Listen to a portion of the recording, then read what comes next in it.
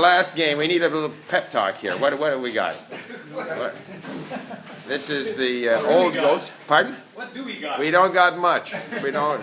Remember what are the Full-time hockey guys, Eddie Shore, Sillaps. There we go. I only remember the last game, so we gotta win it. You won the last game. No, this is the game we're going to remember. You won the last game. Bob, you're our senior statesman. The senior statesman, that's right. Right. Make a statement. 30, 40 beer never hurt nobody. Hi there. Yeah, that was the dressing room before the game. It's our last game of the year. We won by quite a margin. We gathered at the pub for lunch. I videoed everyone on my iPhone, asked them all what would motivate them to learn a language. But I'm so bad at these things, I had run out of space on my iPhone. So we won't get to see that. One fellow said that he wanted to learn Polish because his wife was Polish, and after 33 years of marriage, he wanted to understand what his wife's family was saying about him. There's a motivation. So, I can't help it, I shouldn't, but I'm going to talk about language and politics with specific reference to the situation in Ukraine.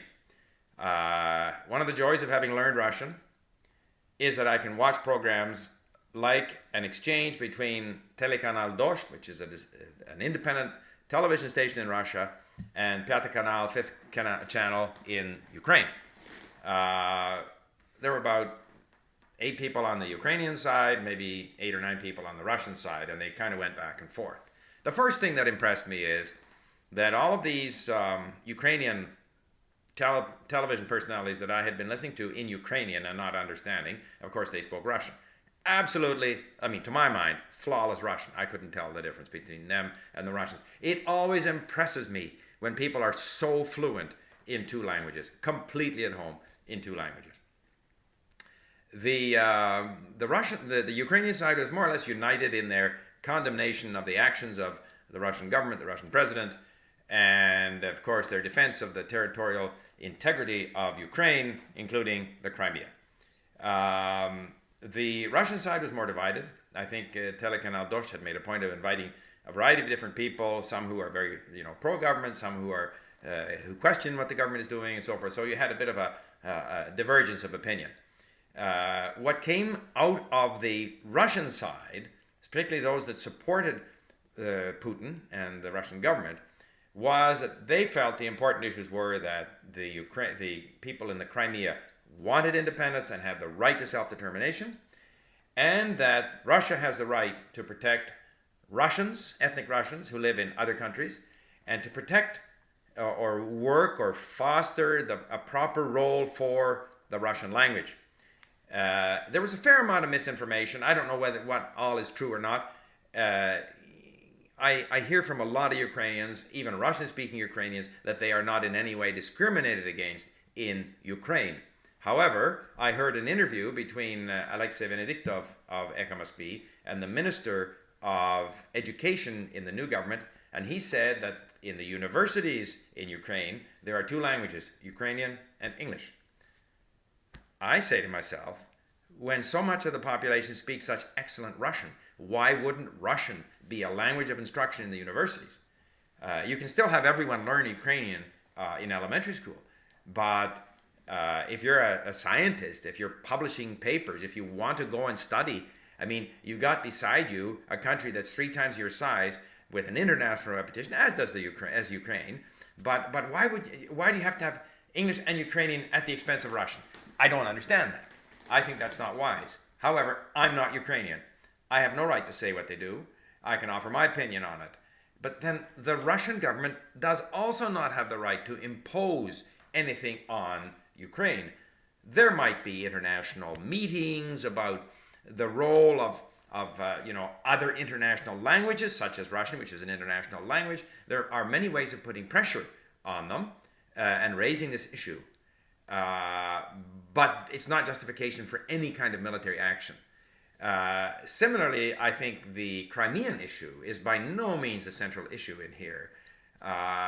If the issue simply were the self-determination of the people in the Crimean, they could have dealt with that 10 years ago. They could have had an international conference on it. They could have done a number of things. the Russian side said, for example, we have the right to station 25,000 troops. This is not an invasion.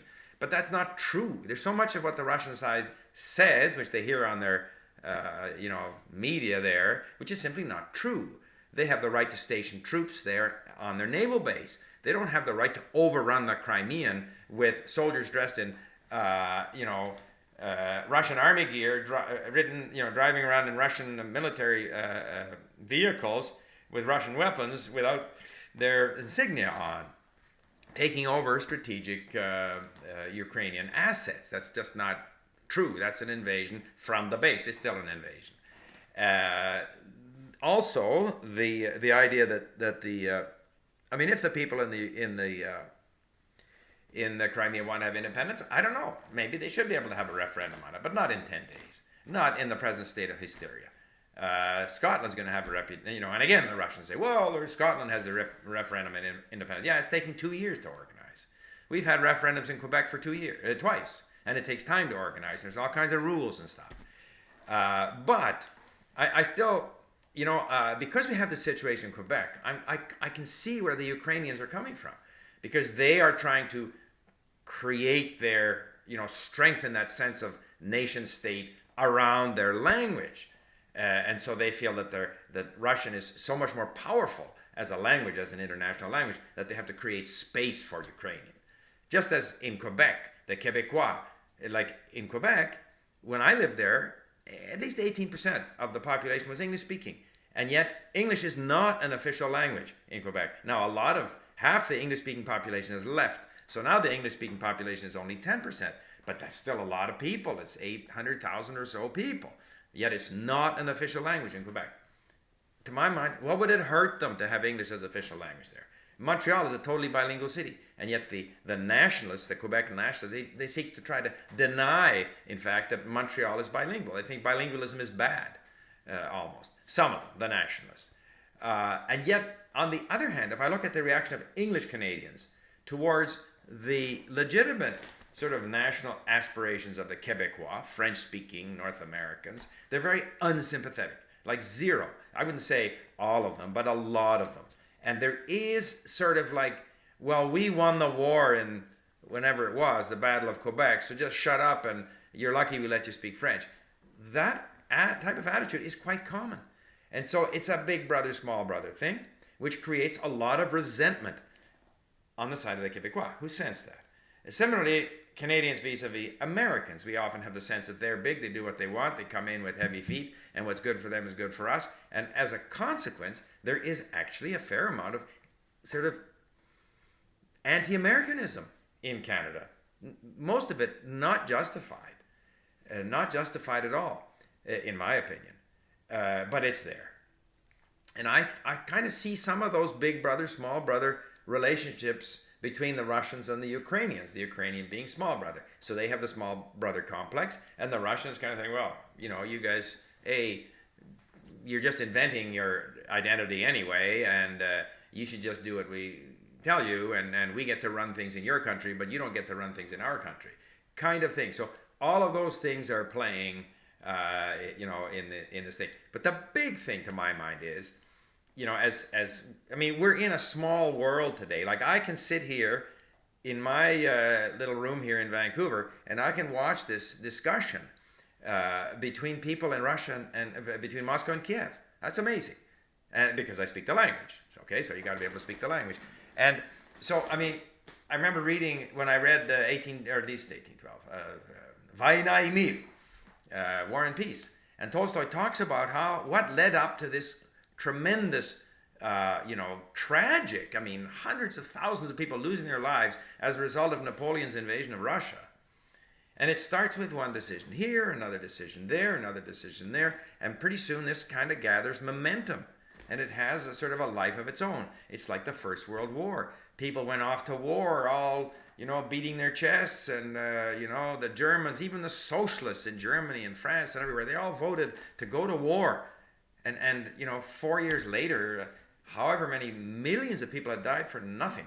So there are no quick and easy wars.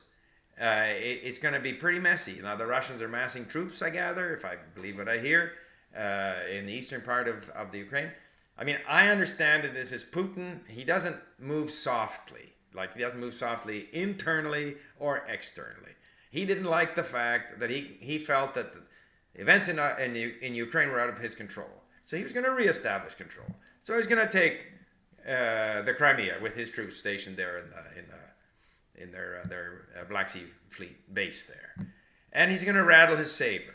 And he's make the Ukrainians realize, you know, we're much more powerful than you. And we're very united, because he's clamping down increasingly on the press in Russia. Although here we have this Telekanal Dost. So it's not that black and white. But he wants to make them realize that, you know, you're not going to... And to the extent that there is a danger that the people in power in Kiev have too much influence from these extreme nationalist groups, Putin is providing a counterweight to that. And initially, I think, in an attempt to influence events, and hopefully this would lead then to an election where we would have a government in the Ukraine that would be balanced, appeal to a broad spectrum of Ukrainian society, maintain good relations with Russia, not be in a hurry to charge off and join Europe. So this was his means of trying to control the situation. Hopefully things don't get out of hand. I would like to wake up on Monday and see that there's an international conference on Crimea, Ukraine, all this kind of stuff, and how everything's going to be calmed down again. Interesting too, on sanctions, the British probably not too keen on having too many sanctions on Russian assets abroad, because the London city benefits tremendously from this Russian investments in London. Of course, the Germans rely on Russian gas, so the whole thing is pretty complicated.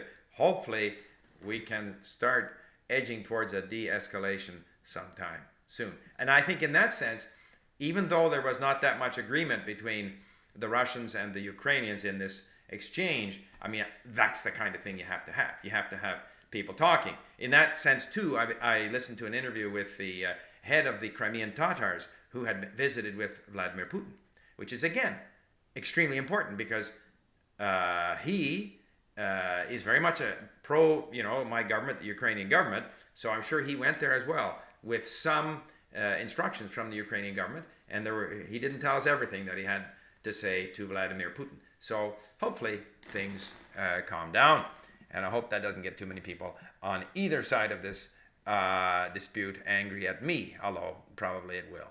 Bye for now.